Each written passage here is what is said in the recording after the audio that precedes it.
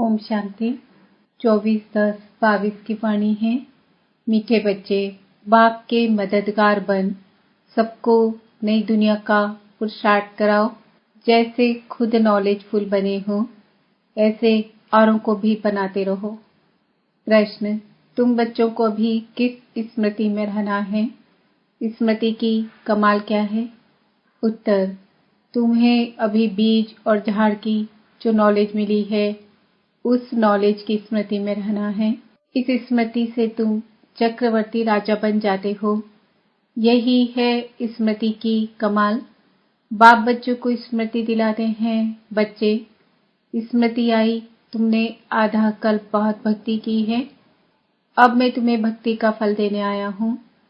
तुम फिर से वैकुंठ का मालिक बनते हो। जैसे बाप मीठा है ऐसे बाप की नॉलेज भी मीठी है, जिसका सिमरन कर सिमर सिमर सुख पाना है। गीत, जाग सजनिया जाग। ओम शांति। मीठे मीठे बच्चों ने गीत सुना। आज दीपमाला है। दीपमाला कहा जाता है नए युग को। सतयुग में कोई दीपमाला नहीं मनाई जाती, क्योंकि वहां सभी की आत्मा रूपी ज्योति जगी हुई होती है। बच्चे जानते हैं कि हम नई दुनिया में राज्य भाग्य लेने का पुरुषार्थ कर रहे हैं। श्रीमत पर तुम अभी त्रिकालदर्शी बने हो। त्रिकालदर्शी कहा जाता है पास्ट, प्रेजेंट, फ्यूचर को जानने वाले को। तुमको अब तीनों कालों की नॉलेज है, तो तुमको औरों को भी समझाना है। खुद भी कांटों से फूल बनते हो, औरों को भी बनाना है। पास्ट की हिस्ट्री, ज्योग्राफी को जानने से फ्यूचर क्या होने वाला है वह भी जान जाते हो। फ्यूचर को जानने से पास्ट, प्रेजेंट को भी जान जाते हो। इसको कहा जाता है नॉलेजफुल।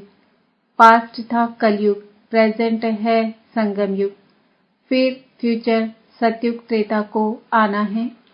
तो तुम बच्चों ने इस चक्र को जान लिया है और नई दुनिया में जाने के लिए पुरुषार्थ कर रहे हो और औरों को भी पुरुषार्थ कराने में लगे हुए हो।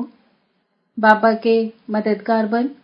बाप है सिकिलदा और तुम भी सिकिलदे हो, क्योंकि 5000 वर्ष के बाद मिले हो।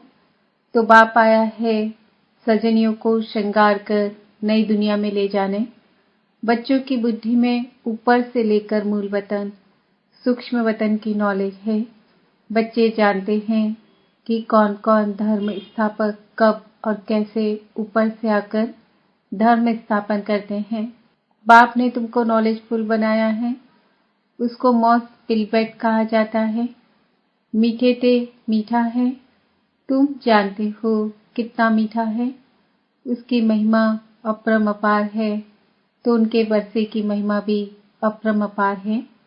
नाम ही है स्वर्ग, हेवन, पैराडाइज, बहिष्ठ। परमात्मा को कहते हैं गॉड फादर, दुख हरता सुख करता। तो उनको कितना याद करना चाहिए, परंतु ड्रामा अनुसार याद नहीं आता। ब्राह्मण ही जानते हैं कि नई देवी दुनिया स्वराज अर्थात आत्मा को अब राज्य मिल रहा है।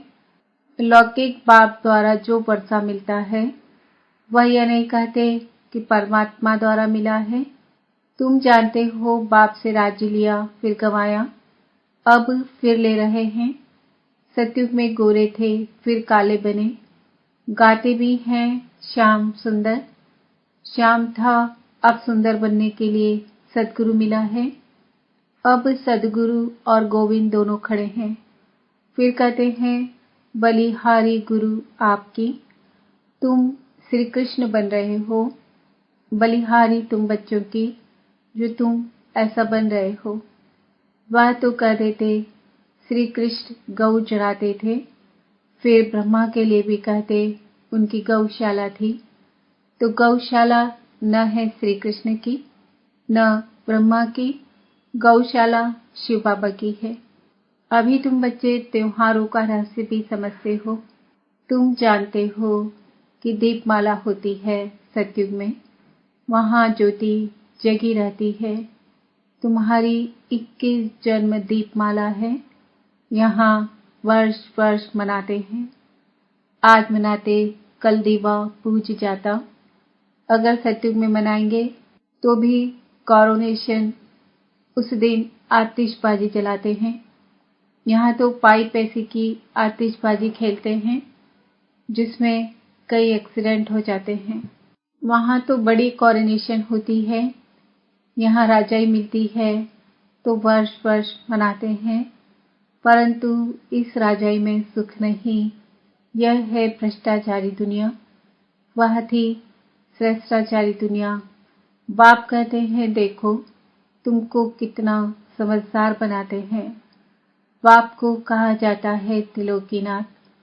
त्रिलोकी के मालिक नहीं बनते, उनमें नॉलेज है। तुमको वैकुंठ का मालिक बनाते हैं। तुमको कितनी खुशी होनी चाहिए। आधा कल्प तुमने भक्ति की, अब बाप मिला है। बाप अब स्मृति दिलाते हैं, कहते हैं सिमरो सिमरो। किसको? बाप को और बाप के रचना की नॉलेज को, बीज और झाड़ को। इस स्मृति से तुम चक्रवर्ती राजा बन जाते हो। देखा स्मृति की कमाल क्या से क्या बनाती है। इसको कहा जाता है स्पिरिचुअल नॉलेज। आत्मा का जो बाप है वह नॉलेज सुनाते हैं। गीता में श्री कृष्ण का नाम डाल दिया है, परंतु बाप तुमको नॉलेज दे अपने से भी ऊंचा बनाते हैं। तुम वैकुंठ के मालिक बनते हो। जैसे वह पढ़ाई पढ़ते हैं तो बुद्धि में रहता है कि हम बैरिस्टर बनेंगे। तुम जानते हो हम बेगर से प्रिंस बनेंगे, फिर महाराजा बनेंगे। अब बाप टीचर रूप से पढ़ा रहे हैं। लौकिक में बच्चा 5 वर्ष बाप के पास रहता है, फिर टीचर के पास जाता है। बुढ़ापे में फिर गुरु करते हैं। यहाँ तो बाप के बने और बाप टीचर रूप में शिक्षा देते हैं और सद्गति के लिए साथ ले जाते हैं। वह गुरु साथ नहीं ले जाते, खुद ही मुक्ति में नहीं जाते, वह यात्रा में ले जाते हैं। तुम भी पंडे, वह भी पंडे, परंतु वह ठिक्कर ठोबर की यात्रा है। यह ज्ञान तुमको है। तुमको खुशी रहनी चाहिए। यह स्टूडेंट लाइफ है तो भूलना क्यों चाहिए, परंतु माया वह खुशी रहने नहीं देती है, क्योंकि कर्मातीत अवस्था अंत में आएगी। कहा है ना स्मृति लब्धा, सिमर सिमर सुख पाओ। वहाँ क्लेश होता नहीं। कहा जाता है जीवन मुक्ति। जैसे बाप मीठा है वैसे बाप की नॉलेज मीठी है। बाबा की महिमा अपरंपार है, अर्थात पार नहीं पाया जाता है। यह भक्ति में कहा जाता है। तुम यह नहीं कह सकते हो क्योंकि तुमको सारी नॉलेज मिली हुई है। तुमको बहुत मीठा बनना है। अपने को देखो कि मेरे में कोई विकार तो नहीं है, किसी का अवगुण तो नहीं देखते। बहुत मीठी दृष्टि रखनी है। बाबा के कितने बच्चे हैं, सब पर मीठी दृष्टि है ना। तुमको भी ऐसी रखनी है। मनुष्य यह नहीं जानते कि राधे कृष्ण लक्ष्मी नारायण का क्या संबंध है, इसलिए चित्र भी बनाया है। छोटेपन में राधे कृष्ण स्वयंवर के बाद लक्ष्मी नारायण बनते हैं। बाप आकर स्मृति दिला रहे हैं कि बच्चे तुम देवता थे। बच्चे कहते बरोबर थे। कहते हैं ब्राह्मण देवी देवताय नमः। ब्राह्मण लोग कहते हैं परंतु जानते नहीं कि ब्राह्मण देवता क्षत्रिय 3 धर्म स्थापन करते हैं। तो ब्राह्मणों का बाप है ब्रह्मा और शिव। बाप साधारण रूप में आते हैं। यह रथ मुकर्रर है, भाग्यशाली रथ।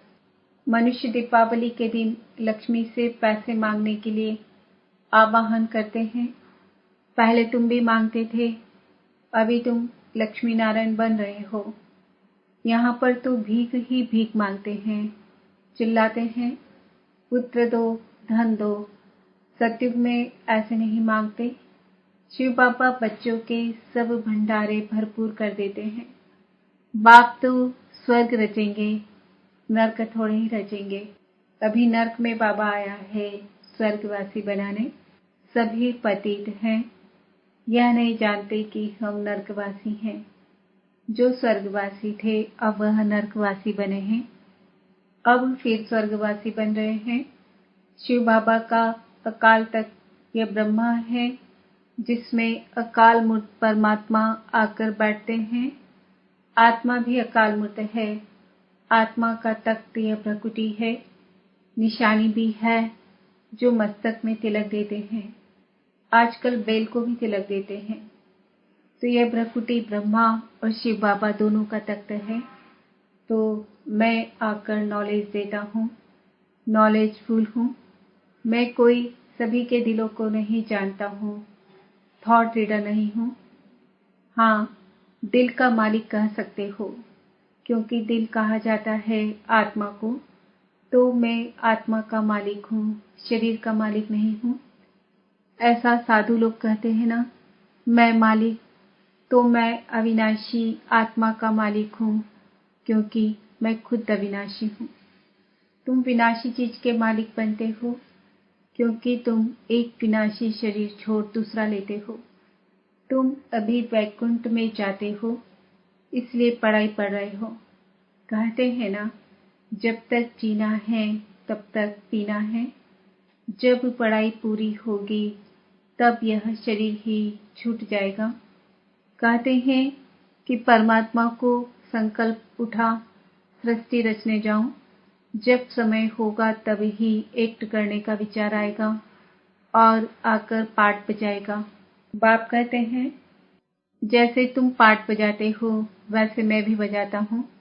बाकी मैं जन्म मरण में नहीं आता हूँ, इसलिए मेरी कितनी महिमा है।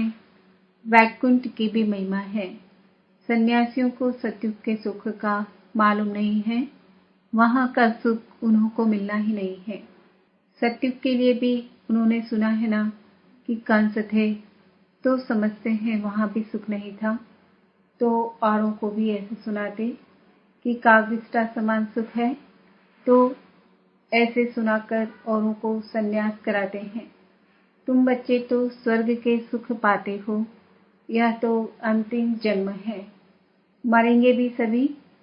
मैं आया ही हूँ लेने लिए, तो क्या तुम यहाँ ही बैठे रहेंगे? मच्छरों सदस्य सबको ले जाऊंगा, तो मम्मा बाबा सदस्य पुरुषार्थ कर पद ले लेना चाहिए। ब्रह्मा मुख वंशावली होना। जितने सतयुग त्रेता युग में देवताएं होंगे, उतने ही अब ब्रह्मा मुख वंशावली बनने हैं। तो कायदे अनुसार माता पिता भी हैं। फिर किसको मुकर्रर किया जाता है संभाल के लिए? नए नए बच्चे तो आते रहेंगे, पढ़ाई चलती रहेगी, पिछाड़ी तक वृद्धि को पाते रहेंगे। परवरिश बहुत अच्छी करनी चाहिए। वह है बागबान।